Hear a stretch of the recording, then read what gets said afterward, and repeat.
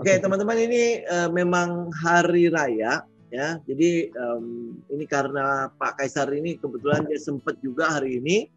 Jadi saya culik aja sekalian ya. Nah, buat teman-teman yang bisa ngikutin ya berarti ya silakan join. Yang memang liburan ya kita nggak itu juga, kita nggak terlalu maksa juga untuk ikutan ya. Nah, di video kali ini kita akan mengupdate bagaimana indikator-indikator makro ekonomi yang ada saat ini di global. Jadi yang di bulan lalu ya, bro ya, saya lupa ya tanggal berapa ya. Benar ya, bulan lalu ya? Ada yang bulan lalu, ada yang baru semalam rilisnya. Okay. Nah, jadi kita akan lihat gitu ya bagaimana ke depannya kita. Nah, ini kan di bulan lalu juga kita udah bicara soal makroekonominya bagaimana kan. Dan secara teknikal kita juga udah lihat memang dia udah break dari trendline yang ada. Indeks harga saham gabungan loh ya. Dia break trendline yang ada. Ini belum confirm break ya. Bahwa dia akan menjadi downtrend apa enggak, secara teknikal memang belum ada belum ada konfirmasi kalau dia akan break ya. Kita baru akan lihat dia break tuh di 5.880. Bahkan kalau benar-benar confirm dia adalah downtrend itu di 5.730 ya. Nah, tetapi sekarang kita mau lihat nih, malam ini kita mau lihat dari pandangan Pak Kaisar apa yang akan kita lihat dari indikator-indikator makro yang ada, mendukung nggak technical ini untuk break the trend. Ya, silakan Pak. Oke. Terima kasih Pak Budi. Yep. Oke, halo Bapak Ibu, selamat ketemu lagi dalam diskusi seputar makroekonomi dan pasar saham. Sebelumnya saya ingin mengucapkan selamat merayakan Idul Fitri bagi Bapak Ibu yang merayakan. Mohon maaf lahir dan batin. Oh iya. Selamat merayakan kenaikan Isa Al-Masih juga bagi Bapak Ibu yang merayakannya. Oke, kita mulai diskusi dengan makro update. Yang pertama, US 10 years Treasury yield. Dalam analisa fundamental, ini adalah leading indicator. Artinya pergerakan yield ini akan menggambarkan kondisi ekonomi di masa depan. Mengingat Amerika sebagai kekuatan ekonomi terbesar di dunia saat ini, apa yang terjadi di pasar keuangannya akan mempengaruhi negara-negara lain di dunia, termasuk Indonesia.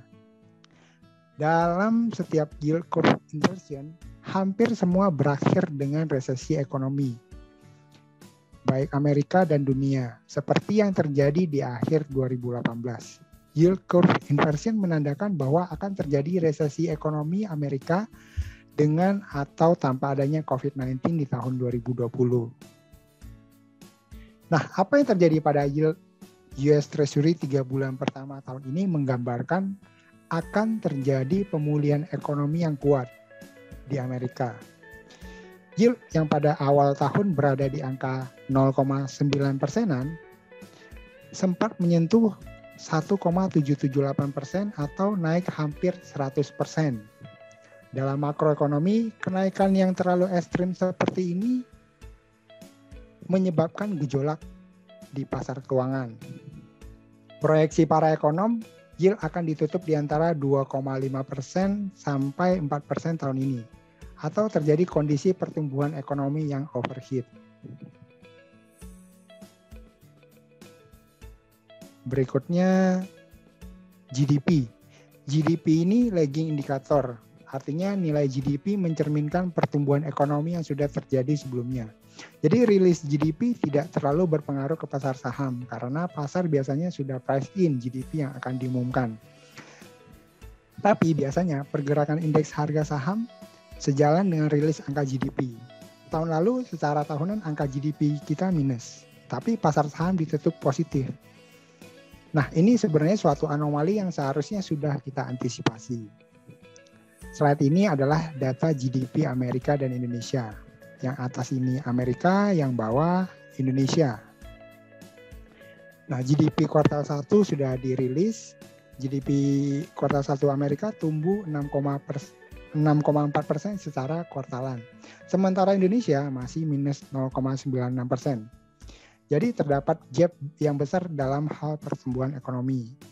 Ini yang menyebabkan IMF dalam laporan terbarunya menyebut bahwa ekonomi dunia berada dalam kondisi dangerous divergence atau ketimpangan yang berbahaya. Selain Indonesia, zona euro juga masih mengalami pertumbuhan ekonomi minus pada kuartal pertama ini. Kemudian rilis makro yang terbaru dan menyebabkan kehebohan di pasar saham dunia dan cryptocurrency minggu ini. Inflasi Amerika secara bulanan naik 0,8% atau 4,2% secara tahunan, jauh di atas konsensus pasar dan level yang dapat ditoleransi oleh The Fed sebesar 2%, sehingga memunculkan kekhawatiran pelaku pasar bahwa The Fed akan mulai melakukan tapering atau pengetatan moneter akhir tahun ini atau awal tahun 2022. Lebih cepat dari perkiraan The Fed, yakni tahun 2023. Sementara itu, inflasi April Indonesia hanya 0,13% secara bulanan. Ini adalah angka inflasi bulan puasa yang rendah dalam 10 tahun terakhir selain tahun 2020. Padahal bulan April adalah bulan puasa yang menjadi momen untuk menggenjot inflasi. Jika ini berlanjut ke inflasi bulan Mei dan Juni, maka bisa dipastikan bahwa GDP kuartal 2 akan meleset dari proyeksi pemerintah yang sebesar 4-5% karena inflasi yang menggambarkan konsumsi rumah tangga ini berkontribusi sekitar 55-60% terhadap GDP Indonesia. Jadi kita mirip GDP, komponen pembentuk GDP kita dengan Amerika. Makanya kita bisa membandingkan inflasi Amerika dan Indonesia. Tapi di sini terlihat ya, di Amerika 0,8%, kita masih 0,13% gitu ya. Amerika ini terlalu tinggi gitu ya. Kita ya rendah, terlalu rendah juga tidak baik gitu. Inflasi yang bagus itu inflasi yang terkendali, masuk dalam range bank sentral. Terakhir, biar gak dibilang terlalu pesimis sama ekonomi Indonesia, berikut ini beberapa indikator makroekonomi yang positif. Cadangan devisa April kembali ke level all time high karena kontribusi nilai ekspor yang naik dan harga komoditas yang naik. Kemudian indeks manufaktur sudah 2 bulan berturut-turut all time high. Terakhir, favoritnya Pak Budi nih, penjualan mobil mencapai angka 84,9 ribu unit pada bulan Maret atau yang tertinggi dalam 1 tahun terakhir akibat kebijakan penghapusan pajak kendaraan bermotor. Nah, berikutnya kita update kondisi market hari ini. Pada perdagangan hari ini, market Asia ditutup koreksi merespon data inflasi Amerika, dipimpin oleh Nikkei yang koreksi 2,49%. Yang menarik, pasar saham Taiwan turun 8,6% pada perdagangan kemarin. Hari ini tutup Taiwan ya. Ada rebound ya? Saya nggak tahu. Tutup atau rebound, Pak? Nggak tahu juga. Yang ikutin kalau Taiwan. Oke. Nah, salah satu penyebab akibat penurunan kemarin itu penggunaan pinjaman margin yang naik 2 kali lipat hanya dalam 6 bulan terakhir ke posisi tertinggi dalam 10 tahun. Jadi pasar saham Taiwan itu juga menggunakan hot money atau easy money dari bank sentral atau pemerintahnya gitu ya. Ini chart pinjaman margin di pasar saham Amerika.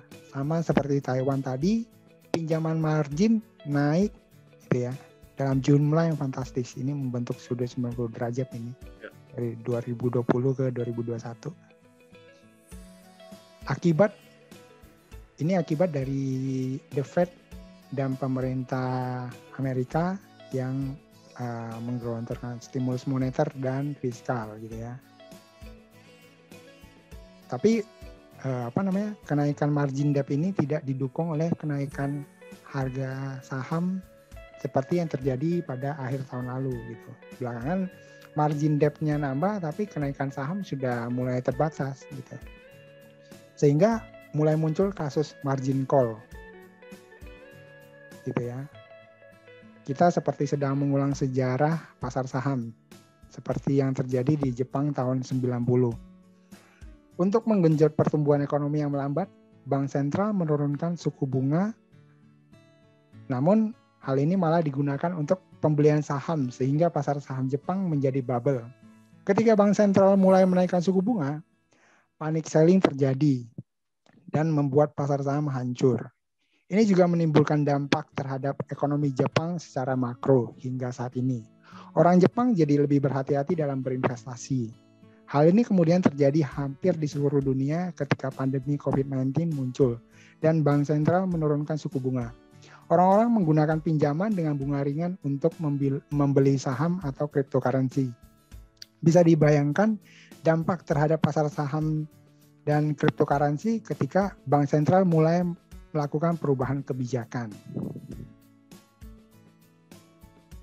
Oke, berikutnya kita update beberapa berita penting.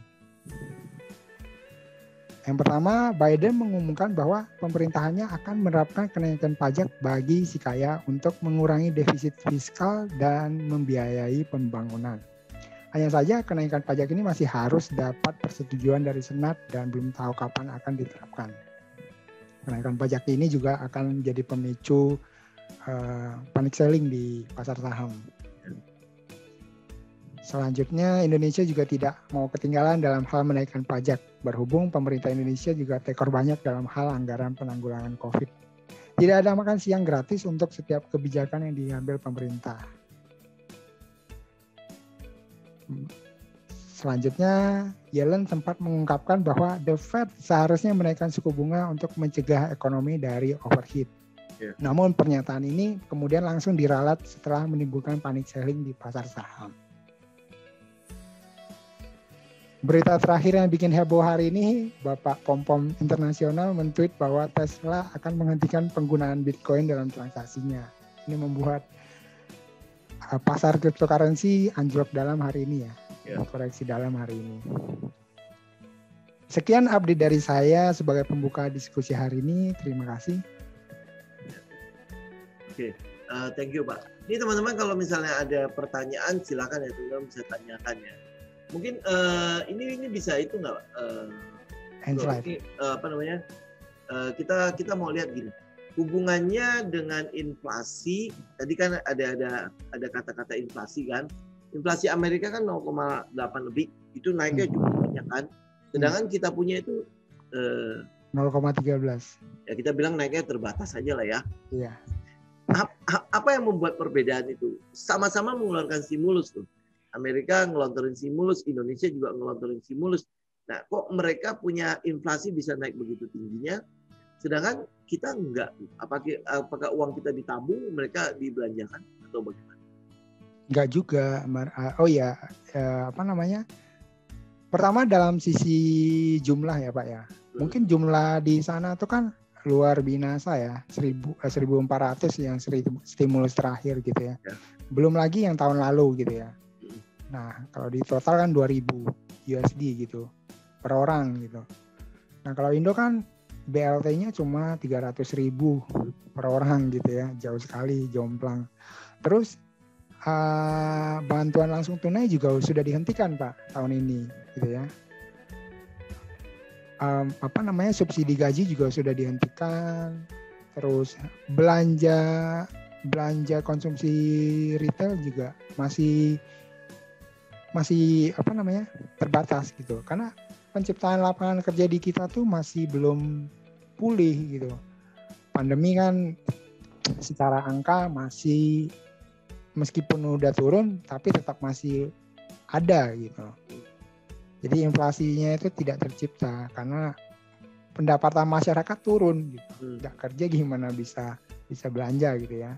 Padahal orang Indonesia sebenarnya mirip budayanya dengan Amerika. Sama-sama konsumtif gitu. Kalau punya uang mereka akan membelanjakan uangnya. Gitu. Apalagi di bulan puasa, bulan Lebaran gitu. Ya, harusnya mereka spendingnya lebih banyak ya. Ya, gitu. Bulan April kita lihat biasanya minimal 0,2 sekian gitu ya. Pernah sampai hampir 1%. Ini cuma 0,113 gitu. Jadi rendah sekali gitu. Terendah kedua setelah tahun lalu. Tahun lalu kan awal-awal lockdown gitu ya. Ya. Jadi tapi ya belum pulih, kelihatan belum pulih gitu. Oke, nah kalau lihat data begini kan data teknikal juga kita ngelihat memang dia udah sepertinya sudah berusaha untuk break gitu ya. Ini akan berlangsung berapa lama sih? Karena sebentar lagi juga ada isu soal lonjakan kasus dari corona segala macam. Seberapa besar dia akan mempengaruhi pergerakan indeks? Kalau lihat dari inflasi kita yang ketinggalan, sementara di Amerika itu malah sudah overheat gitu ya. Malah ini jadi suatu perbedaan antara kita dengan Amerika yang kita tuh terpaksa mengejar apa yang terjadi di Amerika gitu. Amerika mungkin bank sentralnya karena inflasi naik setinggi ini gitu ya, semua ekonom udah bilang ini kalau The Fed tidak menaikkan suku bunga, ini The Fed ini bisa kolaps atau masyarakatnya bisa kehilangan kepercayaan kepada The Fed gitu. Nah, apa yang terjadi kalau Amerika menaikkan suku bunga gitu ya? Ya kita mau gak mau juga ikutan gitu. Nah, apa yang terjadi ketika suku bunga dinaikkan? Daya beli yang tadinya masih lemah gitu ya. Ya tambah lemah lagi dengan naiknya suku bunga. Belum lagi masih banyak usaha yang belum kembali pulih gitu. Contoh tekstil yang masih banyak yang default pinjamannya, masih minta restruktur pinjamannya. Ya akibatnya kita akan melihat pertumbuhan ekonomi yang makin turun sih, bukan makin naik gitu. Ya. Kalau ini menjadi tadi bisa diterangin nggak bro, hubungannya dengan keadaan sekarang dengan kenaikan suku bunga? Kenapa kalau The Fed tidak menaikkan suku bunga, maka ada sebuah kayak dibilang kehilangan kepercayaan terhadap The Fed atau Fed yang bisa kolaps dan sebagainya. Logik di balik itu apa sih? Kebijakan easy money yang sekarang itu kan dalam teori ekonomi itu disebut modern monetary theory ya. Nah, jadi negara-negara yang punya kelebihan sebagai reserve currency gitu ya, mereka bisa mencetak uang sebanyak-banyaknya. Teorinya begitu ya, bisa mencetak uang sebanyak-banyaknya tanpa memperhatikan pemasukan negaranya gitu ya, pemasukan dari fiskal. Tapi apakah benar seperti itu gitu ya? Apa yang terjadi ketika uang itu dicetak dengan begitu luar biasanya seperti yang terjadi sekarang? Inflasi naik dengan sangat tinggi. 0,8% dalam sebulan itu tuh tinggi, Pak. Gambarannya begini. Kalau bulan puasa itu atau mau lebaran itu kan inflasi kita juga naik. Apa yang terjadi dengan inflasi yang naik 0,8%? Kalau kita beli makanan, itu biasanya bulan puasa dan Idul Fitri itu naik kan harga makanan gitu. Yeah. Nah, itu yang terjadi. Naiknya lumayan itu ya Pak ya. Meskipun secara makro tuh kenaikannya cuma 0,8%, tapi secara realnya di lapangan, contoh komoditas jagung gitu ya, itu naik sampai 12%, kayu, terus gandum dan komoditas lain, minyak terutama minyak, baik minyak mentah ataupun minyak sawit gitu ya, itu naik semua gitu. Yeah. Meskipun orang Amerika punya uang, itu akan nilai uangnya itu akan turun gitu, makanya dolar indeks itu sebenarnya turun gitu, karena real yield-nya itu inflasi dikurangin dengan yield-nya itu tuh minus. gitu. Nah, yield dikurangi inflasi itu minus gitu. Jadi makanya dolar indeks itu tuh tertekan. Belakangan setelah inflasi naik kan muncul harapan bahwa The Fed akan segera menaikkan suku bunga biar dolar ini nggak makin turun nilainya. Gitu. Selain inflasi yang naik tinggi gitu ya, ada dua efek samping lagi kalau The Fed tetap melanjutkan kebijakan easy money ini gitu. Kedua, pinjaman yang tidak produktif gitu ya. Sebenarnya Wall Street itu kan sebelum pandemi juga 20% perusahaannya itu tuh perusahaan zombie gitu. Secara keuangan itu tuh sebenarnya nggak ada cash flow-nya lagi gitu. Sudah bangkrut gitu. Tapi dengan adanya easy money ini mereka bisa pinjam dengan bunga hampir 0%, ya masih bisa bertahan gitu. Ya. Tapi apakah itu akan bisa dikembalikan nantinya? Nah, suku bunga rendah itu membuat pinjaman yang tidak produktif ini nih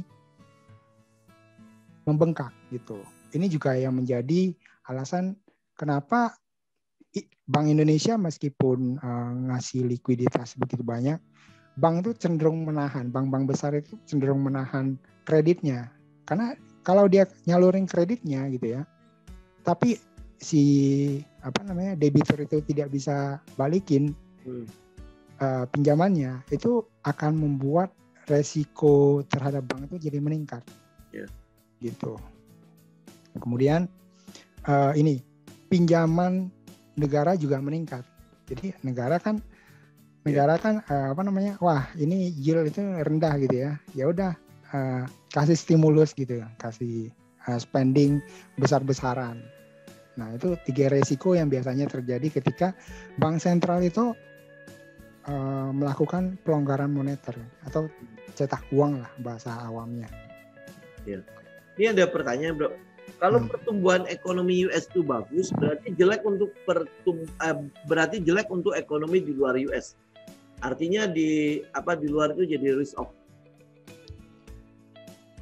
Sebenarnya kalau di luar itu bisa ngikutin pertumbuhan ekonomi Amerika, ya oke-oke aja gitu ya. Masalahnya yang terjadi kan kita tidak bisa ngikutin gitu. Negara-negara Eropa juga tidak bisa ngikutin gitu. Paling yang bisa ngikutin China gitu. China juga tidak terlepas dari masalah. Utang BUMN-nya tuh begitu luar biasa gitu ya. Sampai ada BUMN yang cukup besar itu hampir default. Terus pemerintahnya akhirnya memutuskan untuk bail out. Gitu. Karena kalau tidak bail out itu akan membuat dampak sistemik terhadap pasar keuangan. Gitu. Belum pernah terjadi BUMN yang kepemilikan sahamnya itu dipegang suatu negara itu default. Ya. Itu mirip-mirip waskita nggak? Ya seperti itu. Gitu. Kalau bisa dibayangkan ya, kalau waskita, gitu ya. Waskita mungkin tidak menyangkut hajat hidup orang banyak. Kayak Pertamina, PLN, kalau itu default bagaimana? Iya. Gitu ya. Kan secara pembukuan sebenarnya perusahaan-perusahaan itu tuh tidak untung gitu. Cash flow-nya dipertanyakan. Gitu Pak. Oke. Jadi artinya kalau pertumbuhan Amerika bagus, kita nggak bisa ikutin. Ini berarti ada outflow dari tempat kita. Ya. Nah, ini juga dari dari foreign flow juga kita kelihatan.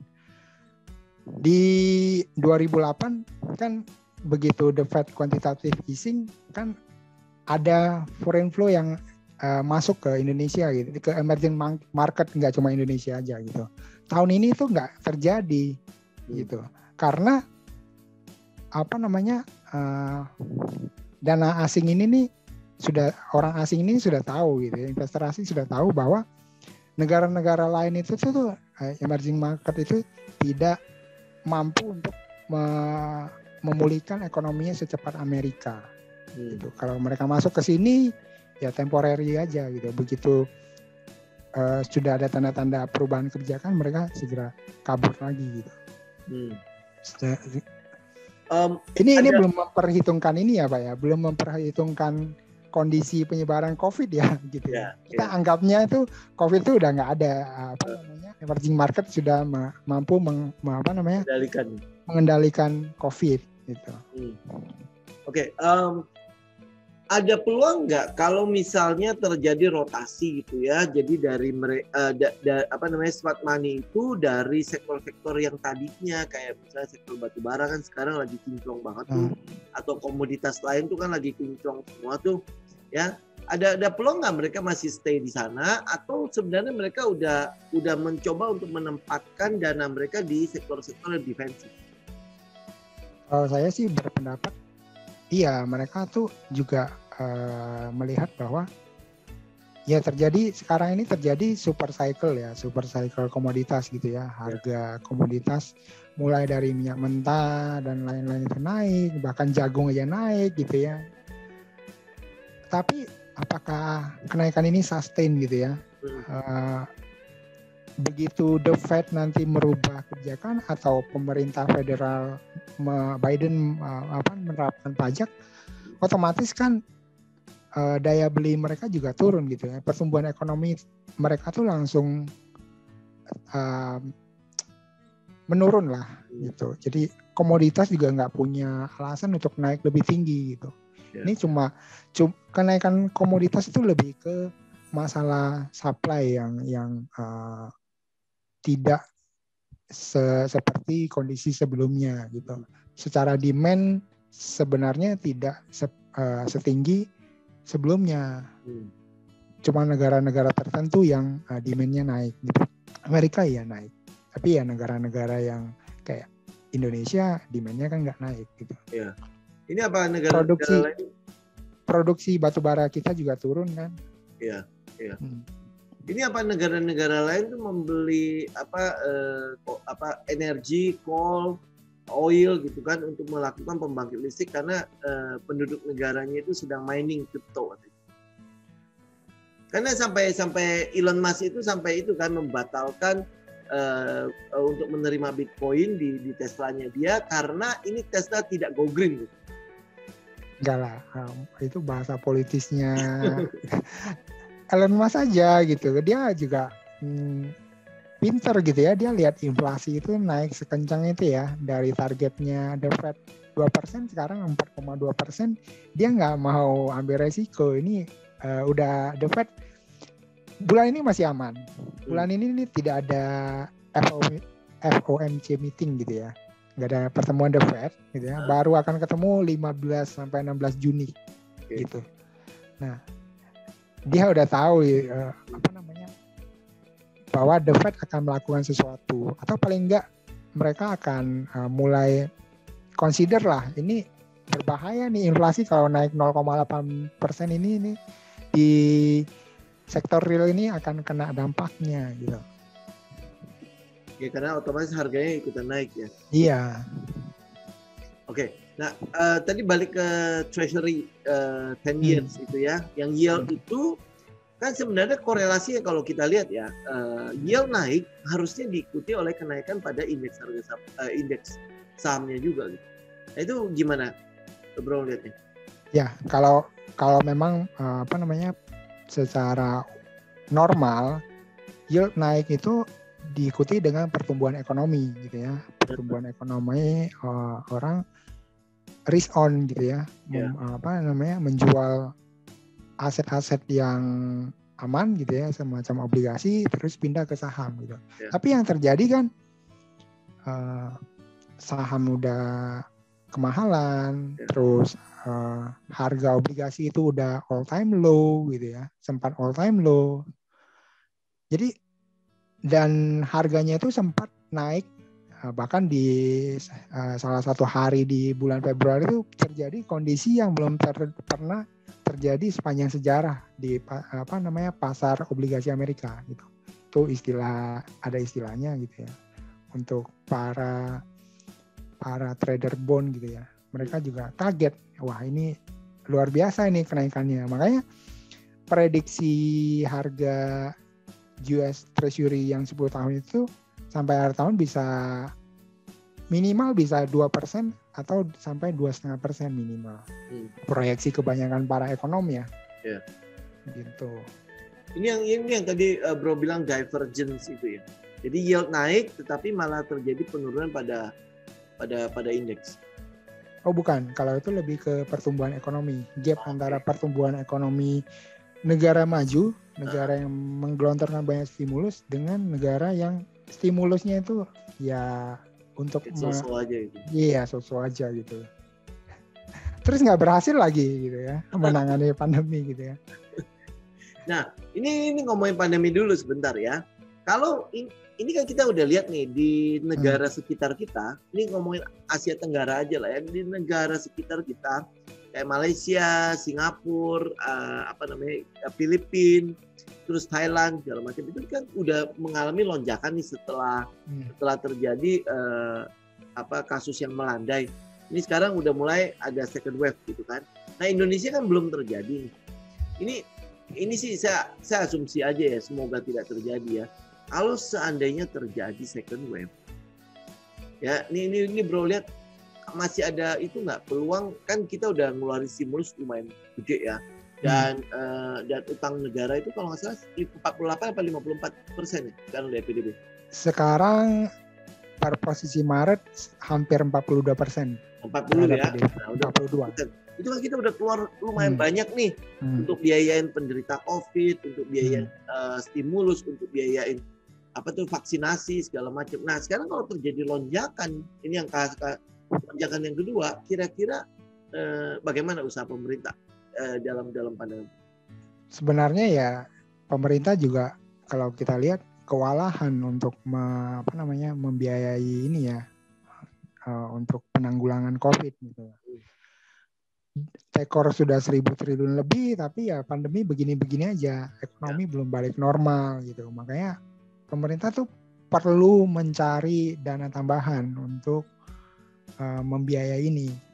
Itu data pajak itu di upgrade gitu ya. Data basis pajak diperbaharui gitu ya. Kalau bisa pengusaha itu tuh bayar pajak lebih besar. Yang bayar pajak itu ditambah. Ya. Bahkan pemain-pemain kripto kan mau dipajakin. Iya, gitu. Ya PPN ini sih yang paling berasa tadi. PPN tadi itu akan kena ke semua gitu ya. Dari 10% kalau dinaikin ke 15% itu akan membebani semua orang. Tapi ya mau nggak mau. Ya. Kalau nggak pemerintahnya kolaps, kita juga repot nanti. Ya. Bukan cuma karena dari PPN doang kalau nggak salah dapat 40% sampai 50% dari penerimaan negara. Berapa persennya saya kurang tahu gitu. Tapi ya PPN itu yang paling besar ya. Yang lumayan besar. Oke. Nah kalau kenaikan pajak ini harusnya akan memicu inflasi. Ya, memicu inflasi. Tapi ya kita lihat memicu inflasi yang karena harga barang naik atau karena permintaan naik gitu kan. Tapi kan ternyata karena harga barang naik, bukan karena demand yang naik gitu. Ini kalau bisa nggak kita lihat begini kan, PMI naik nih, PMI sampai 54% lebih, itu katanya all time high yang tertinggi yang pernah ada ya. Nah itu apakah benar karena demand yang naik? Karena kan manufaktur bekerja, berarti memang karena ada demand yang perlu dia supply kan, ya kan? Nah kalau seiring dengan itu, maksudnya dengan data ini yang data PMI, kita bisa menganggap bahwa demand-nya juga memang naik. Dari sisi demand dalam negeri memang terlihat ada kenaikan gitu. Cuma kalau yang saya baca ya itu PMI naik itu lebih pengaruh ke demand dari ekspor. Oke. Gitu. Jadi bukan demand dari dalam negeri. Dalam negeri juga ada, cuma naiknya itu tidak sampai terlalu signifikan. Nah, efeknya kemana? Kalau lonjakan COVID mungkin demand-nya, kalau ekspor kan harusnya demand-nya akan begitu saja. Iya. Ya kan? Paling penurunan dari demand domestik. Nah, kalau demand domestik turun, PMI harusnya turun atau gimana perhitungan mereka?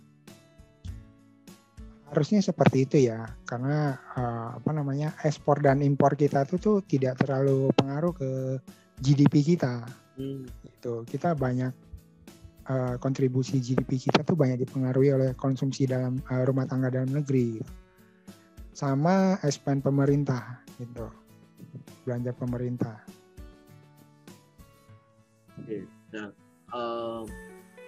berarti tanpa ada lonjakan konsumsi dalam negeri, expand pemerintah akan menjadi hanya kekuatan untuk GDP itu atau menaikkan konsumsi itu cuma dari expenditure pemerintah toh. Iya. Ya, berarti kalau seandainya terjadi lonjakan, berarti akan terjadi penurunan pada ekonomi lagi. Iya. Habis itu berarti ujung-ujungnya ya berarti konsumsi akan turun lagi, walaupun PPN dinaikin juga mungkin inflasi tidak cuma sosok begitu aja. Iya.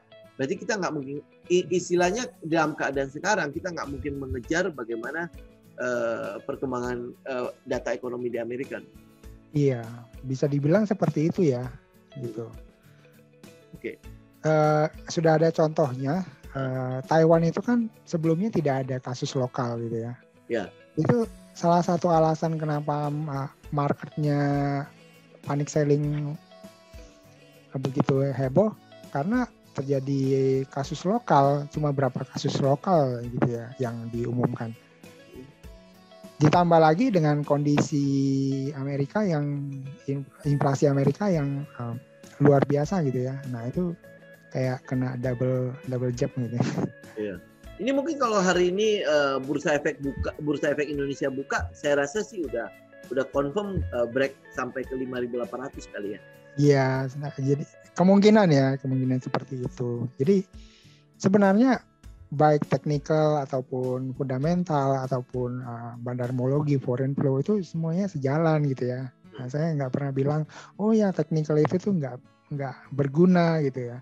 Kalau kita pelajari kan itu tuh sejalan gitu. Teknikal itu juga sudah menggambarkan bahwa ini itu sudah siap-siap untuk jebol support gitu. Tidak kuat, tidak ada katalis yang bisa membuat dia itu untuk ke resisten gitu. Nah, ekonomi fundamental juga begitu gitu ya. Nggak ada sentimen positif yang bisa mengangkat itu jauh lebih tinggi gitu. Ya kita sebagai seorang teknikalis ya, maksudnya kan kita trader ya, pasti bacanya lebih kecat kan. Tapi dengan ada data-data seperti ini, setidaknya kan kita bisa lebih yakin nih prediksi kita secara teknikal, dia kan udah break trendline ya. Nah, arahnya akan kemana gitu ya. Jadi dari situ kan kita bisa ngeraba nih, oh pergerakannya akan cenderung ke bawah dibandingkan ke atas kan. Nah, kalau pergerakannya cenderung ke bawah, apa yang harus kita lakukan sebagai seorang trader? Jadi kita udah siap-siap nih. Kita nggak kalau teman-teman based on technical pun kan mesti tunggu konfirmasi ya. Tapi dengan adanya data-data ekonomi yang saat ini kita sedang bicarakan, seenggak-enggaknya teman-teman udah bisa melihat gitu loh, sentimen ini kekuatannya, powernya itu mendorong indeks itu ke bawah atau ke atas. Gitu ya, kurang lebih ya bro ya. Iya. Nah, kita mungkin bahas sedikit mengenai yang dilihat di Indonesia deh, yang dilihat di Indonesia dulu ya. Kita lihat kayak India katanya variannya baru. Kan variannya baru dan itu udah mulai masuk ke Indonesia. Ya, nah sentimen seperti ini kira-kira berapa besar sih benar-benar akan mempengaruhi pergerakan indeks? Karena gini, yang saya lihat tuh ya, orang sepertinya lebih peduli perutnya daripada coronanya. Jadi kayak lu ada corona meledak sekalipun gue tetap akan memaksa kerja. Gitu. Ada peluang nggak kalau misalnya ekonomi tetap stabil-stabil aja, atau mungkin seperti Maret kemarin corona melonjak dia juga ikutan naik indeksnya? Gantung ya, kalau Maret kemarin kan corona naik, indeks ikut naik karena itu awal-awal dari bank sentral dan pemerintah yang baru menggelontorkan stimulus ya gitu. Kalau sekarang kan pemerintah dan bank sentral itu udah nggak bisa bergerak lagi gitu. Bank sentral itu nggak bisa nurunin suku bunga yang all time low gitu 3,5% udah nggak bisa. Kecuali Amerika itu juga mau nurunin gitu ya sampai minus. Tapi kan nggak, Amerika udah ancang-ancang udah mau naikin. Kita nggak bisa nurunin. Kalau kita nurunin akan terjadi outflow ke luar gitu ya. Karena cetak uang ini kan jadi beban buat pemerintah juga gitu ya. Pinjaman tambah besar, gimana nanti bayarnya gitu. Bahkan negara sekuat Amerika aja itu pada prediksi kalau yieldnya sampai naik sampai 4%, Amerika bisa gagal bayar. Gitu ya. Apalagi Indonesia gitu. Makanya kebijakan moneter dan fiskal itu tuh harus mempertimbangkan kemampuan pemerintah dan bank sentralnya sendiri gitu. Kalau istilahnya Pak Khatib Basri gitu ya, itu kayak makan nasi Padang gitu. Kalau kita lapar kita makan nasi, dikasih makan nasi Padang 1, 2 masih oke lah gitu. Dikasih 5 kolesterol mungkin ya. Gak bisa terlalu banyak gitu. Harus ada limitnya dan itu nggak gratis gitu. Ada yang harus kita bayar. Misalnya dengan menaikkan pajak, ujung-ujungnya menaikkan suku bunga gitu. Mengurangi belanja pemerintah untuk dialihkan ke penanganan COVID dan sebagainya. Oke. Gitu. Orang Indonesia memang sekarang udah cenderung tidak peduli ya dengan COVID gitu. Makanya saya juga tidak ada update terkait COVID lagi gitu ya di slide ini. Saya anggapnya udahlah pemerintah berhasil gitu dan karena pemerintah kita tuh termasuk top 10 ya dalam hal vaksinasi gitu. Oke, ini dari tadi kita ngomongin data-data yang pesimis banget gitu ya. Nah, jangan sampai nanti akhirnya katanya menakuti investor-investor saham, retail semakin pergi ya dari pasar Indonesia. Itu nah oke. Nah, ada itu nggak data positif gitu ya. Ini setelah kalau sampai dia break gitu ya. Ada peluang kira-kira hitungannya kapan ya dia akan pulih. Jadi kan kita bisa masuk nih, kita udah bisa mulai kalau orang trader kan bilang, oh gue bisa bottom fishing dan lain sebagainya. Ada kelihatan nggak data-data seperti itu bakal nongol? Sepertinya sih baru permulaan ya Pak ya. Kalau data ekonomi itu tuh sebenarnya yang disampaikan tadi itu kalau data ekonomi Amerika itu justru bagus, terlalu bagus malah. Gitu. Nah, kalau tahun lalu data ekonomi jelek itu bisa bikin market naik gitu ya. Nah, sekarang tuh kebalikannya gitu. Berita baik itu tuh jadi kabar buruk buat pasar saham gitu. Kebalikannya. Kenapa? Karena itu tadi di slide tadi itu yang menggerakkan kenaikan saham Amerika dan negara-negara lain itu tuh uang panas gitu. Ya hard money gitu ya. Yang nanti ketika bank sentralnya naikin suku bunga gitu ya, mulai menormalisasi suku bunganya, mereka harus balikin uang pinjamannya itu beserta bunganya gitu. Makanya mereka begitu khawatir kalau ekonomi terlalu bagus apalagi overheat gitu ya. Bank sentralnya naikin suku bunga atau pemerintahnya naikin pajak gitu ya, dikasih capital gain 39% dari kripto atau saham gitu ya. Apa gunanya mereka trading saham gitu ya? Oke. Kalau lihat market cycle-nya, apa kita sedang menuju ke arah bottomnya pergerakan turun atau sebenarnya kita udah di bawah? Baru mulai sih. Baru mulai turun maksudnya? Baru mulai turun gitu. Oh berarti ini kita belum di bawah nih? Belum, masih baru mulai gitu ya. Okay. Kalau melihat catatan sejarah gitu ya. Menjawab pertanyaan yang tadi, balik ke pertanyaan tadi itu data ekonomi Indonesia juga nggak semua jelek kok. Ada yang disampaikan bagus. Contoh kan tadi kan cadangan devisa. Indeks manufaktur sama penjualan mobil gitu ya. Ya, yang lain juga meskipun negatif itu sudah ada tanda pemulihan gitu. Cuma ya belum cukup cepat untuk pulih gitu. uang yang dikeluarkan itu tuh nggak sebanding, inputnya itu nggak sebanding dengan outputnya gitu. Sebenarnya di Amerika juga sama gitu ya. The Fed sama pemerintah federalnya tuh udah ngasih stimulus jumlahnya luar biasa, tapi real ekonominya gitu ya, sektor realnya itu nggak bergerak seperti yang diharapkan gitu. Memang laporan keuangannya bagus, tapi tidak cukup bagus, tidak sesuai dengan peredaran uang, likuiditas yang digelontorkan gitu. Ya, kayak kemarin kita lihat non farm payroll-nya ya, non farm payroll-nya juga di luar dugaan malah turun kan. Dari harusnya udah diprediksi, diperkirakan akan tercipta 1.966.000 tenaga kerja, ternyata cuma dapatnya 266. Ya kan? Terus habis itu CPI-nya, Customer Price Index-nya juga melonjak begitu tingginya.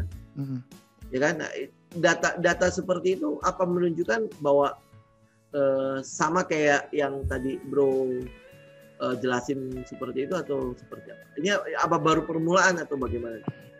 Kalau terkait unemployment rate gitu ya, itu kalau saya baca itu sepertinya ada pengaruh dari tunjangan pengangguran yang begitu tinggi dari Biden gitu. Jadi orang-orang itu malas bekerja seperti info temannya Pak Budi gitu ya. Saya duduk di rumah, saya dapat itu kok tanggungan dari pemerintah gitu ya. Di rumah saya dapat uang, saya bisa trading kripto atau trading saham gitu ya. Kenapa saya harus bekerja gitu. Nah, ini terjadi juga tahun 1929 dan 1963 saat bubble pasar saham di Amerika dan bubble bunga tulip di Belanda gitu. Orang-orang itu ketika bisa mendapatkan uang dengan mudah, mereka tuh duduk di rumah gitu ya, malas bekerja. Pabrik-pabrik itu pada tutup. Gak ada yang mau kerja di pabrik gitu ya. Kalau zaman sekarang kan dikira ngepet. Iya. Ngepet di rumah. Iya. Tinggal nyepet tinggal stay di rumah, trading saham atau trading kripto di sana sih gitu. Ada pengaruh dari situ gitu. Ada juga yang bilang karena COVID-nya belum benar-benar selesai gitu. Makanya kita harus lihat benar gak nanti Mei, Juni masih seperti itu. Apalagi kalau marketnya udah turun gitu ya. Terus Biden bilang kalian jangan menolak pekerjaan yang diberikan ya gitu ya. Mereka tuh kondisinya sampai ada yang menolak pekerjaan gitu ya. Yang terakhir yang saya tahu itu kayak restoran cepat saji ya, McD ya. Kan mereka selalu menyediakan tenaga kerja tuh. Sampai nggak ada yang kerja loh. Nggak ada yang mau. Maksudnya ya ngapain gue kerja di McD? Mungkin karena stimulusnya gede-gede ya. Ngapain gue kerja di situ gitu kan. Terus habis itu yang kayak mungkin di sektor jasa yang finance segala macam itu ya. Itu mereka rata-rata kayaknya mau daripada gue kerja di situ, gue duduk diam aja udah dapat segitu. Iya. Ya mungkin non farm payroll-nya itu jadi akhirnya nongolnya kayak gitu ya. Datanya. Iya. Jadi kadang pemerintah tuh juga dilema gitu ya. Dia terlalu sosialis juga salah gitu ya. Kalau terlalu kapitalis juga susah gitu. Oke, nah sekarang kita lihat ke Asia nih ya. Kan ada satu negara namanya Jepang nih. Ini kan kadang-kadang menjadi kiblatnya kita ya, Jepang. Sekarang kan udah di Cina segala macam. Nah, kita ngeliat di Jepang juga lonjakan udah ada, lonjakan kasus udah ada kan. Terus yang di Cina kita nggak tahu nih, nggak tahu datanya emang nggak dikeluarin atau bagaimana, kita nggak tahu gitu ya. Nah, tapi yang di Jepang kan kasusnya udah ada lonjakan ya. Nah, habis itu beberapa kota itu sudah mengalami semacam apa ya kita bilang pembatasan yang terjadi kan. Bahkan negaranya juga keadaan darurat ya. Oh, udah darurat ya karena bencana kemarin ya. Bukan. Karena penyebaran COVID ini. Jadi declare kalau dalam kondisi darurat. Oh, oke. Nah, kalau udah lihat kayak gitu, apakah dia akan merebak? Karena ini kan adalah negara kreditur terbesarnya kita nih. Kita masih bisa pinjam uang nggak? Kalau negaranya sendiri udah kayak gitu. kreditur kita Jepang iya, Singapura sih yang paling besar ya. Nomor 2 Jepang ya. Oh, hebat juga itu negara kecil. Ya mungkin orang-orang kita juga yang tinggal di sana. Bolak-balik uang kita juga ya. Ya sebenarnya nggak harus Jepang ya. India gitu ya, dengan penyebaran yang segitu masifnya itu akan berdampak ke negara-negara lain di dunia, bahkan termasuk Amerika gitu ya. Satu negara kecil aja kena impact gitu ya. Nah, kita ingat tahun 2000 berapa ya, 2018 ya, lira Turki hancur gitu ya. Nah itu kan meskipun negara kecil tapi memberikan dampak ke seluruh dunia gitu kan, pasar keuangan seluruh dunia, karena sistem keuangan dunia itu tuh membentuk satu rantai yang saling terhubung gitu kan. Saat kena satu akan kena yang lain meskipun beda-beda dampaknya gitu. Jadi kalau misalnya bilang Jepang outbreak akan kena ke kita juga. India kena, kita juga akan impact juga gitu. Tapi mungkin masih pinjam uang masih bisa lah ya. Bisa.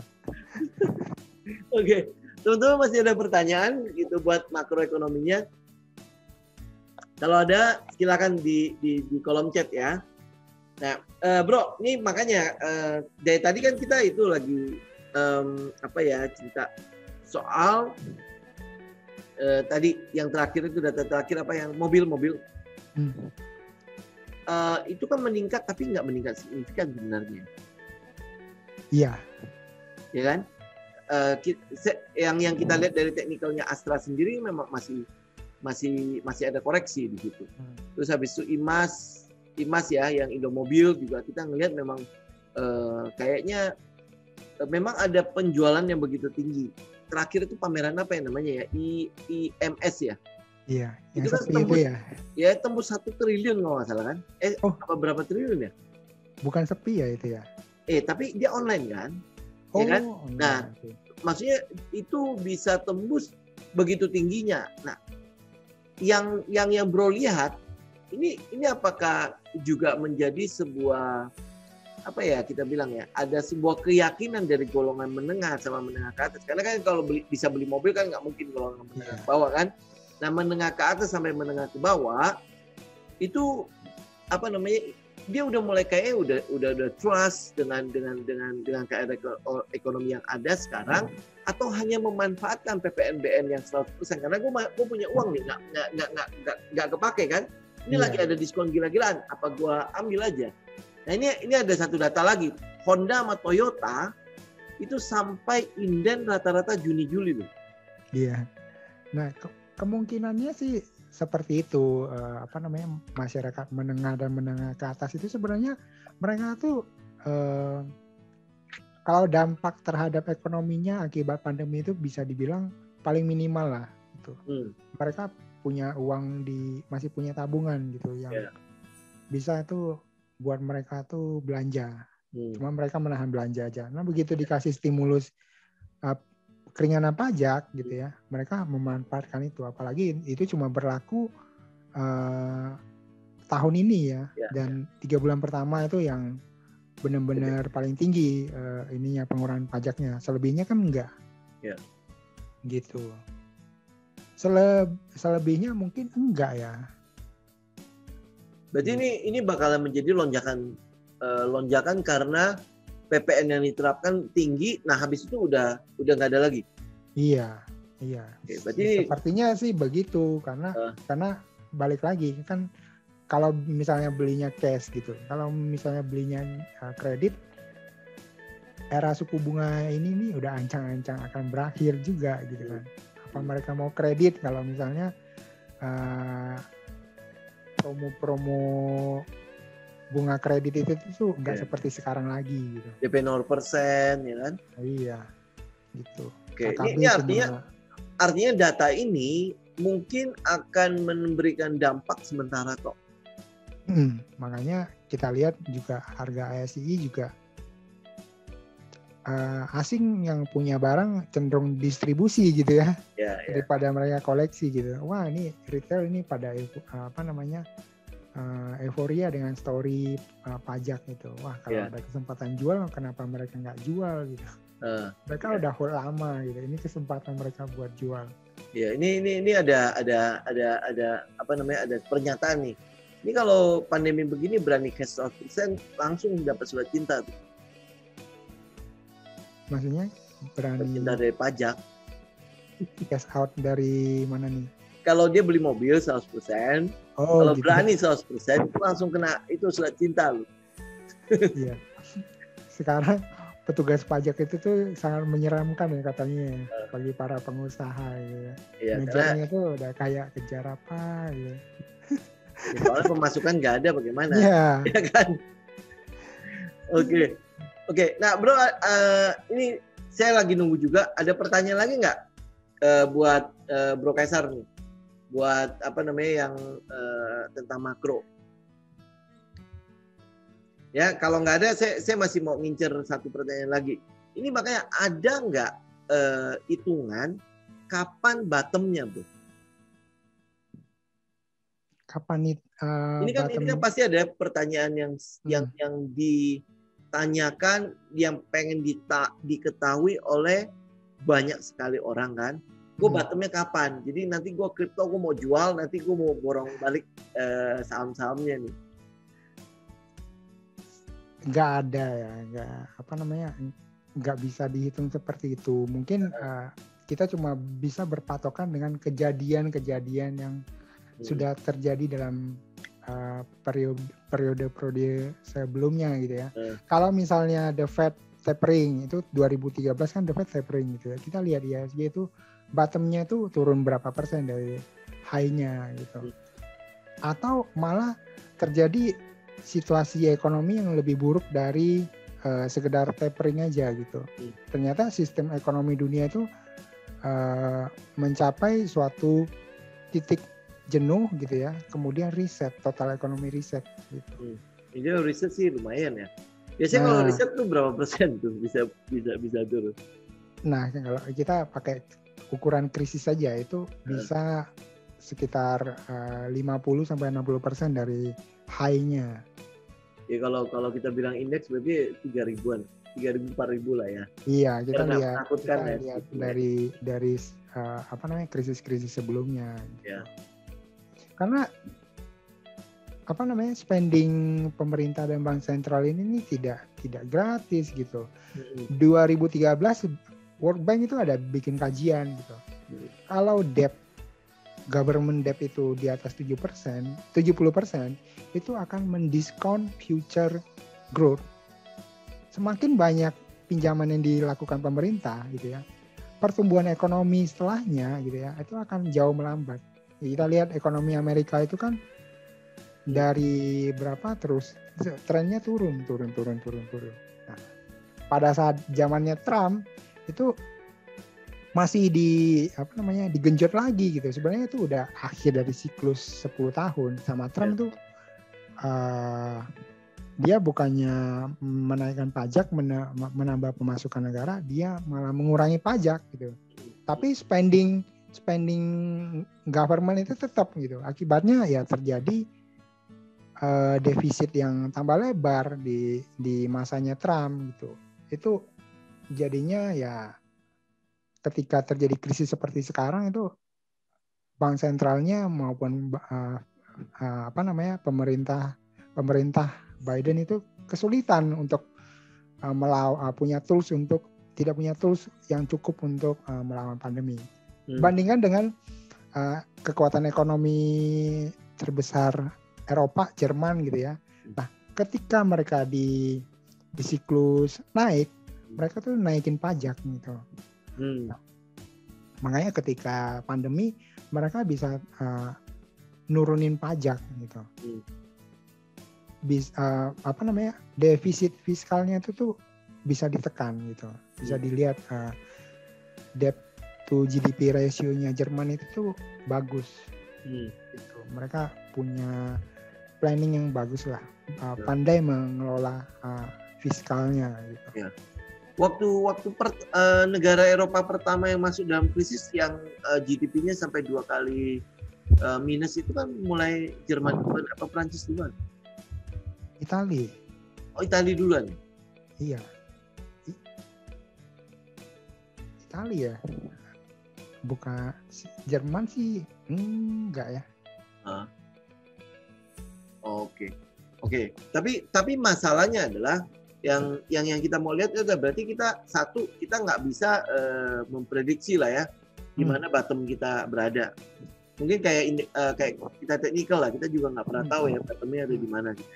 Kalau di fundamental juga kita nggak bisa ngeliat gitu ya. Apa bisa ngeliat dari fundamental dari saham-sahamnya dia udah mulai di bawah 1 PBV-nya segala macam. Iya, bisa dilihat dari itunya juga nilai fundamentalnya gitu ya. Standar deviasinya berapa gitu ya. PE band-nya, PBV-nya berapa gitu ya secara historical. Tapi kan kita belum tahu, ini cuma kita bisa menggunakan rata-rata dari 5 tahun terakhir atau 10-20 tahun terakhir gitu. Kalau ini jadi krisis gitu ya, benar-benar terjadi sesuatu yang luar biasa terhadap sistem ekonomi dunia gitu ya. Kan kita nggak bisa pakai ukuran itu. Oh, oke. Berarti nggak bisa ngomong juga kalau ini PBV udah 5 apa 0,5 udah di bawah 1 segala macam. Kita borong yuk, kita nggak bisa ngomong gitu juga. Sebenarnya begitu gitu ya. Saya banyak mengikuti langkah investasinya Buffett sebenarnya. Nah, Buffett ini kan sampai sekarang masih hold cash dalam jumlah besar gitu. Belum belanja yang signifikan sampai sekarang gitu. Nah, kalau menurut Buffett ya akan anjlok lebih parah dari bulan Maret tahun lalu malah. Gitu. Tahun lalu 3.000-an kan ISG gitu ya. Nah, itu akan di bawah itu. Itu kalau di bawah itu sih lumayan tuh. Iya, karena ya apa ya namanya di teori ekonomi juga kan ada yang namanya law of diminishing return ya gitu ya. Jadi suatu alat produksi kalau kita kasih input yang pas, dia akan menghasilkan output yang sesuai gitu. Kalau misalnya ukurannya misalnya produksinya adalah jumlahnya 100 gitu ya, kita mau kasih input lebih dari 100 gitu ya, itu outputnya tetap 100. Nah, yang terjadi sekarang kan The Fed itu tuh di 2008 itu dia melakukan QE gitu ya, quantitative easing gitu ya, beli government bond. Nah, itu berhasil. Tahun ini dia nggak cuma beli government bond, corporate bond juga dia beli gitu kan. Artinya satu effort tambahan gitu. Tapi hasil dari quantitative easing tahun ini dibandingkan dengan 2008 itu jauh berbeda. Gitu. Real ekonominya tidak bergerak sesuai dengan likuiditas yang sudah dikucurkan gitu. S&P 500 sekarang nilai fundamentalnya itu tuh lebih mahal atau setara dengan bubble tahun 2000, .com bubble. Ya, itu artinya ya pencapaian perusahaan-perusahaan di Amerika itu memang bagus gitu ya, earningnya bagus, tapi ya sudah price in gitu, malah kemahalan. Ya, kalau secara teknikal mungkin ini udah di area resisten, dia mau build out untuk tembus, tenaganya udah nggak ada gitu ya. Kalau sampai tenaganya ini habis dengan kenaikan yang udah begitu tinggi, bisa aja terjun payung. Iya. Mungkin kita lihat ini ya, apa namanya? Oke. Nih. Ya. Kalau menurut Buffett kan dia akan kembali ke sini historical trend line gitu untuk prediksi bottomnya ya, bahkan nggak cuma balik ke sini, dia bisa tembus ke sini gitu kalau terjadi sesuatu sama makroekonomi. Itu berarti turun sampai hampir 120% gitu. Iya, harga sekarang kan 80 lebih tuh. kalau dia turun sampai ke minus berarti hampir 120 lebih ya penurunan dari sekarang. Nah, ini 84% dari tren lainnya gitu ya. Tapi ya nggak sampai ke bawah gini, di atas 100% gitu. Kalau di atas 100% minus dong. Iya. Kan maksimal penurunan harga saham itu sampai harga tertentu ya, nggak bisa minus. Maksudnya itu ini posisi standar deviasinya itu ada di area minus. Gitu. Minus 1 atau 2 gitu. Nggak sampai 2 lah. 2 itu mungkin agak ekstrim ya. Tapi ya kalau dilihat dari ini, internet bubble balik ke sini. 2008 financial crisis balik ke sini. Nah ini bisa jadi balik ke sini juga gitu. Antara ini atau ini. Ini kalau versi Buffett. Gitu. Artinya kita masih akan mengharapkan ada penurunan yang cukup ekstrim ya? Ya. Dan kalau kita lihat dari sejarah memang akan sangat ekstrim sih penurunan seperti ini gitu. Karena uang yang dipakai itu hot money gitu. Balik lagi ke tadi gitu ya. Itu jumlah pinjaman margin tuh all time high gitu. Gak cuma valuasi market sahamnya aja yang all time high, tapi nilai pinjaman untuk menaikkan harga saham jadi tidak wajar itu juga all time high gitu.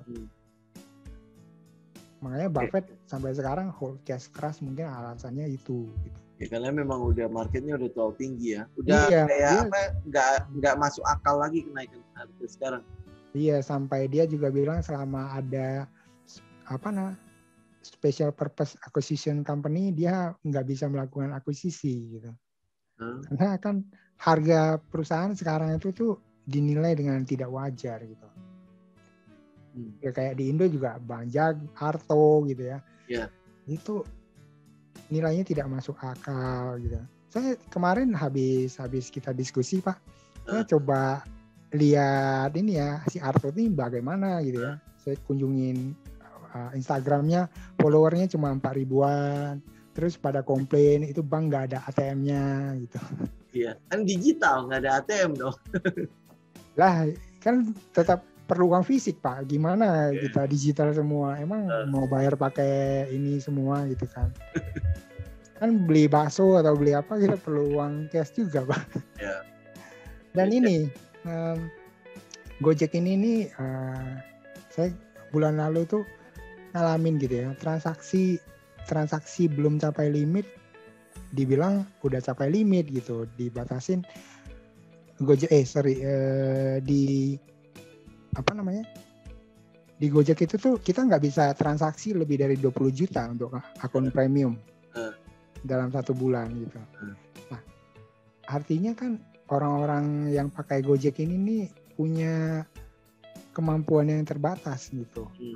Bahkan mereka mungkin kalau misalnya nabung di Gojek atau si Bang Arto itu tuh mereka nggak berani taruh saldo banyak-banyak karena ini kan masalah trust juga gitu kan.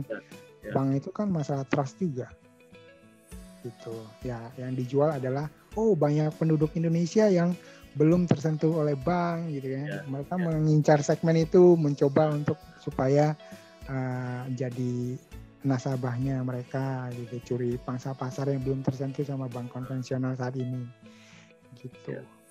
Ya memang trading hanya berdasarkan rumor, sesuatu yang belum nyata. Memang cenderung ya akan digerakkan cuma karena euforia, bukan karena mental. Ya. Tapi trading oke lah Pak. Kalau misalnya setup-nya mendukung kan, trading itu kan yang diperlukan story-nya apa, selama story-nya. Tapi masalahnya trading Arto cuma 1-2 lot, apanya oke Pak. Oh gitu. Oh iya, karena di sisi lain dia tidak liquid ya Pak ya. Iya makanya. Untungnya tidak seberapa, efek ke kesehatan jantung tidak bagus ya Pak. Itu tinggal kapan collapse-nya aja begitu. Kita udah tahu bagaimana kenyataan tidak sesuai dengan realita tidak sesuai dengan apa yang diceritakan ya akhirnya ya tinggal tunggu waktu aja kan. Iya. Nah sekarang boleh tanya nggak Pak? Ini mungkin pertanyaan terakhir kali ya. pendapat tentang kripto bagaimana? Kan ekonomi investor kan harusnya melihat fundamental ya. Yeah. Dan saya juga banyak ditanya, fundamental kripto itu lihatnya dari mana sih? Itu ada pendapatnya sih. Kalau fundamentalis itu cenderung tidak beli kripto ya, karena kripto itu tidak punya fundamental gitu. Tapi ada aja yang bikin cerita bahwa kripto itu fundamentalnya itu lihat dari programmernya siapa, perusahaan di balik kripto itu apa gitu ya, modalnya berapa gitu ya. Tapi enggak kayak begitu sih. Kripto itu kan kalau kata Lok Teng Hong tidak punya underlying aset gitu ya. Kalau kata Munger itu untuk mensupport transaksi kriminal gitu ya. Iya. Dan harganya terlalu fluktuatif untuk dijadikan sebagai aset yang bisa diinvestasikan gitu.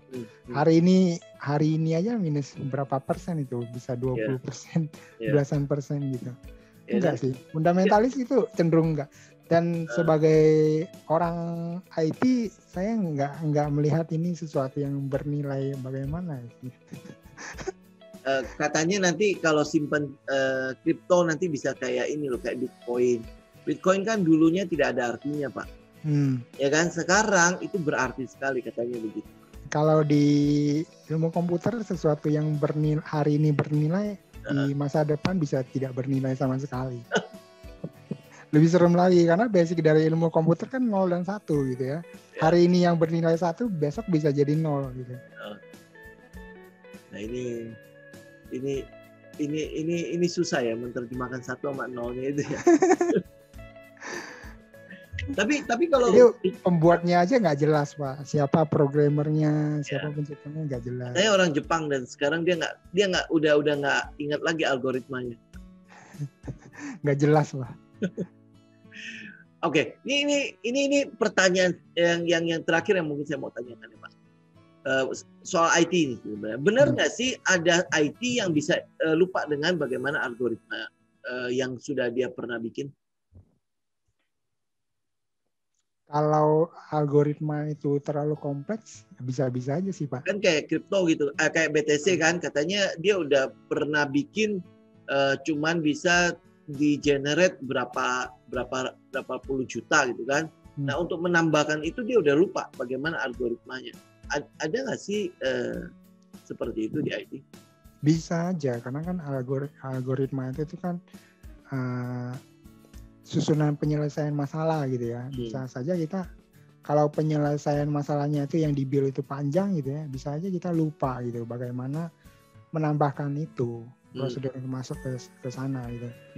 Dan si kripto ini kan rumit gitu. Teknologi baru dan perlu keahlian khusus untuk memilih ini gitu. Tapi bisa nggak kita kayak apa ya, kita bilang masukin intervensi gitu kan?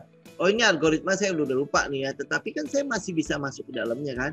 Nah, saya masukin ada coding-coding untuk intervensi, lu belok lah gitu ya, kayak kita bilang apa ya, pipa air lah, ya potong dulu tengahnya, habis itu salurin ke sistem baru. Kalau bisa diintervensi begitu, mungkin nanti suatu saat mungkin bisa gitu ya. Tapi kalau hal itu sampai terjadi, kripto nggak akan bernilai seperti sekarang, Pak. Artinya sistem keamanannya itu nggak ada gitu. Justru kripto itu kan yang dijual itu, katanya fundamentalnya itu ya teknologinya gitu ya.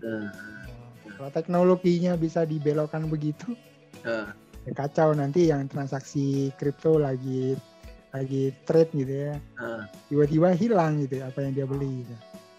Oke, tapi one day akan ada teknologi baru yang mengalahkan ini, dan ini akan menjadi nol. Boleh bilang begitu nggak? Bisa jadi seperti itu, bisa juga enggak gitu.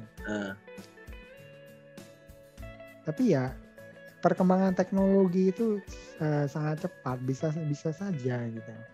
Dulu contohnya ada klien yang pakai enkripsi tertentu. Di zaman itu enkripsi itu tuh masih sangat terkenal gitu.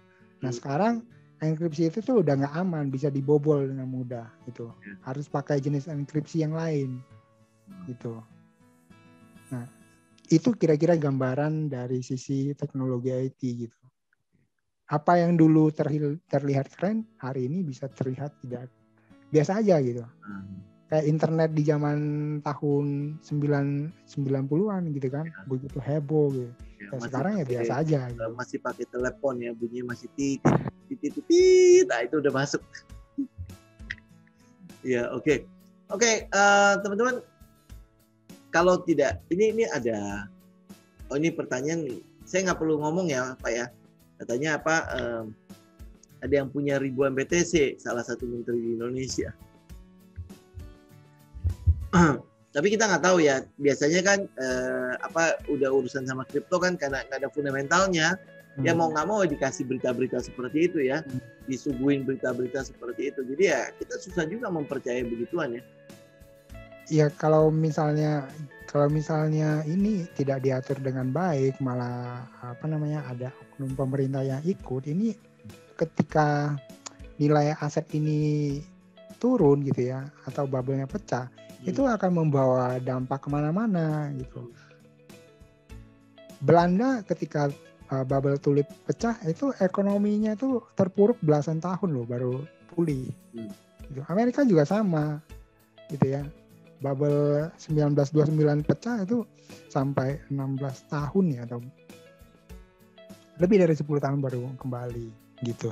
Nah yang sekarang juga diperkirakan ketika ini pecah gitu ya, ini akan lama buat kembali ke high yang tercipta tahun ini gitu. Kalau kita ngomongin ini sih memang gak ada habisnya. Nanti dipikirnya kita menebarkir lagi ya. Ya kan, nanti akhirnya semua orang tidak berani ngapa-ngapain gitu. Nanti videonya dapat dislike banyak. Ini kayak jadi public enemy gitu. Iya, karena kan yang diharapkan mengganggu kesenangan orang ya. Betul, yang diharapkan oleh publik itu kan adalah ya lu kalau bisa terus memberikan sesuatu yang optimis gitu kan, walaupun memang pasarnya udah nggak jelas gitu kan. Tapi kan gue masih bisa trading di lapis 3. Nanti mungkin ada yang lapis 4, ada yang kue lapis segala macam. Saya selalu itu mencari kesempatan untuk trading ya. Padahal kita udah tahu market seperti ini ya, kenapa sih gitu ya? Apa sih salahnya kalau pergi liburan sebentar gitu kan? Dibandingkan dengan tetap harus ada di market sih gitu ya. Kenapa sih emang salahnya apa gitu kalau kita libur? Emang setiap hari harus mencari duit di market gitu? Iya. Kalau trading kan mungkin short term ya Pak ya. Kalau investasi lebih bosan lagi Pak. Gitu. Mereka katanya kan investasi di kripto gitu. Ya, investasi pekerjaan yang paling membosankan. Dari Agustus tahun lalu saya sampai sekarang nggak beli saham Pak. Terakhir beli Agustus gitu ya. Gitu. Ikutin Buffett dari tahun lalu tuh, dari Q3 udah hold cash gitu ya. Ya udah saya pelajari ini ada apa gitu ya, kenapa Buffett sampai hold cash, ketemulah ternyata begini gitu ya, ada alasan di balik itu gitu. Kita tuh sedang menghadapi sesuatu yang kalau ini pecah gitu ya, amin pecah, kita memasuki lost decade atau apalah istilahnya gitu. Jadi ya investasi seperti itu. Trading juga kalau misalnya setupnya nggak memungkinkan, Pak Budi juga nggak ini ya, malah liburan nih. Udah berapa lama nih Pak Budi liburan? Udah mau ganti KTP sebentar lagi. Iya, udah mau 2 bulan di sini. Oke. Sebagai penutup Bro, apa yang mau disampaikan untuk market update kali ini? Mungkin ini Pak, mumpung market akan turun gitu ya, kalau misalnya pada akhirnya turun, sambil menunggu bottom atau sambil menunggu setup teknikalnya untuk trading, Bapak Ibu bisa ini perdalam ilmu apapun itu, baik fundamental, teknikal, banarmologi atau apapun itu gitu kan. Kita sebaiknya menyerap semua ilmu yang ada gitu ya, atau pilih salah satu juga nggak masalah gitu. Jangan sampai kita cuma beli berdasarkan rumor, berdasarkan Bapak Pom-Pom Internasional bilang apa, kita ikutan beli gitu ya. Begitu begitu dia bilang nggak beli lagi gitu ya, menghentikan penggunaan kripto gitu ya, itu dihujat satu dunia gitu, nggak tahu gimana rasanya.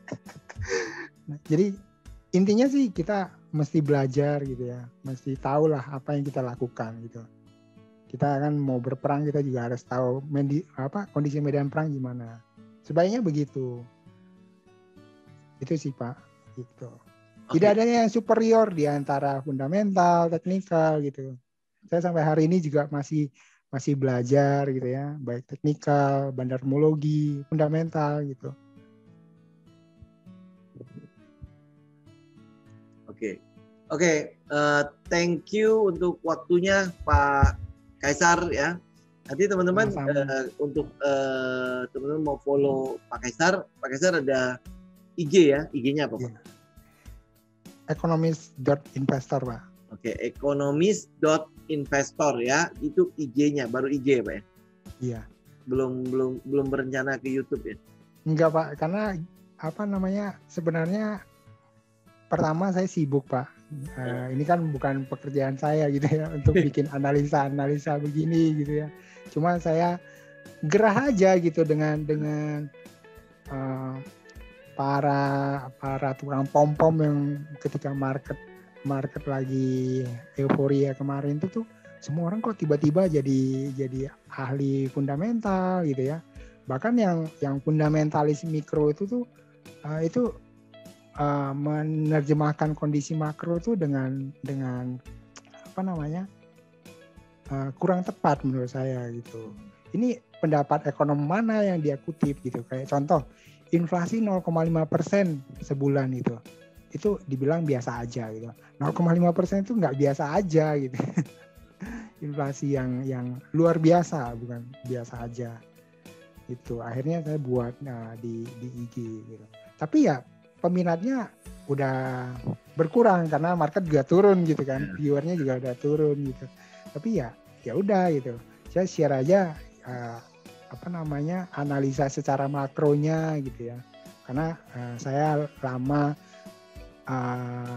mempelajari ini gitu ya. Dari balita udah nonton berita, udah baca berita, dari SD sudah baca ekonomi gitu ya. Meskipun baru paham setelahnya gitu. Ya. Tapi ini juga menjadi sebuah masukan buat kita kan. Artinya kan kita tidak menjadi seorang yang euforia ke bawah arus gitu kan. Tapi dengan ada data-data seperti ini, setidaknya itu akan memberikan rem buat kita untuk psikologi kita loh ya. Kan teman-teman tahu ya, dalam trading itu kan yang paling penting itu adalah psikologi money management kan, selain mengenai setup udah begitu-gitu aja. Lu mau ngomong sama semua orang juga ujung-ujungnya akan balik ke setup seperti itu kan, metode seperti itu. Tapi yang namanya psikologi dan money management itu kan hampir boleh dibilang susah untuk dipelajari ya kan. Nah, untuk bisa mengendalikan psikologi kita agar tetap utuh loh ya, utuh dalam arti tidak tersakiti karena kita ternyata gue ikut euforia ya, begitu udah tenggelam dalam euforia kita udah sering lupa diri loh, sering lupa dengan apa yang menjadi aturan-aturan kita ya. Ini kesempatan yang terlalu bagus untuk kita lewatkan, padahal itu mungkin udah ada di fase-fase di mana pucuk-pucuk itu terjadi ya kan. Nah, tapi kalau nanti fear yang udah maksimal banget terjadi, ya jangan sampai teman-teman juga kabur dari bursa. Karena pada saat fear yang maksimal itu kan teman-teman tahu itu adalah kesempatan kita untuk mengambil harga-harga yang ada di bawah. Ya kayak misalnya bulan Maret kemarin kan semua orang udah kabur, wah ini sih kayaknya bisa ke 2.000. Ya bisa jadi ke 1.000 segala macam kan. Itu udah fear maksimal kan. Begitu fear-nya maksimal, apa yang teman-teman harus lakukan? Kan dalam teknikalnya kita, dalam setupnya kita, kan kita sudah bisa melihat sebelum terjadinya bottom pasti akan ada perlawanan kan, ada demand yang nongol sebelum terjadinya bottom ya kan. Nah, pada saat demand itu nongol, apa teman-teman melihatnya? Jangan sampai ini udah mantul. Ingat ya, sebelum dia terjadi bottom akan ada perlawanan duluan. Karena kan si smart money kan butuh tempat untuk dia ngetes, benar nggak ya tekanan jual dari para margin call, dari para retail yang sudah putus asa, yang sudah portonya sudah merah gitu ya, udah putus asa. Ini masih ada tekanan nggak ke situ? Jadi mereka butuh tempat untuk mereka tes kan. Nah, pada saat dia tes itu ternyata itu dia bisa melawan tekanan jual, itu mungkin adalah salah satu ciri di mana bottom itu mulai terjadi. Ya, teman-teman bisa lihatlah di flash cycle ya. Oke, thank you Kaisar untuk data-datanya, Pak. Sama-sama, Pak. Ya, ini kalau buat saya ya, dan saya pikir buat teman-teman juga pasti sangat terbantu dengan data-data seperti ini, karena kita trader kan jarang sekali ngomongin makro ya, Pak. Ya, dan baik fundamental atau teknikal saya perhatiin ini orang-orang lebih peduli dikasih tahu beli saham apa besok naik 20-30% gitu ya, arah gitu ya. Nggak perlu nggak perlu baca teknikal, nggak perlu belajar fundamental, yang penting cuan gitu. Iya. Oke, nah yang terakhir Pak, ini slide-nya boleh di-share? Boleh. Oke, nanti bisa itu ya. Nanti saya share ke grup ya. Nanti habis dari Pak Kaisar kasih ke saya dulu tentunya. Oke. Ya, thank you Pak untuk waktunya Pak. Thank you Pak. Ya, thank you untuk udah menyiapkan waktu mencari data di sela-sela liburan ini ya Pak ya. Dan kita bisa live di sini di Market Update kali ini. Jadi teman-teman yang mungkin ketinggalan di awal ya bisa cek di YouTube. Nanti saya akan share di YouTube ya. Oke, thank you Pak Kaisar. Sama-sama. Sekali lagi ya buat teman-teman yang liburan, selamat liburan ya, kita lanjutin lagi liburan ya Pak. Masih berapa hari lagi sampai Senin. Oke. Thank you. Bye-bye semua. Thank you Pak. Bye.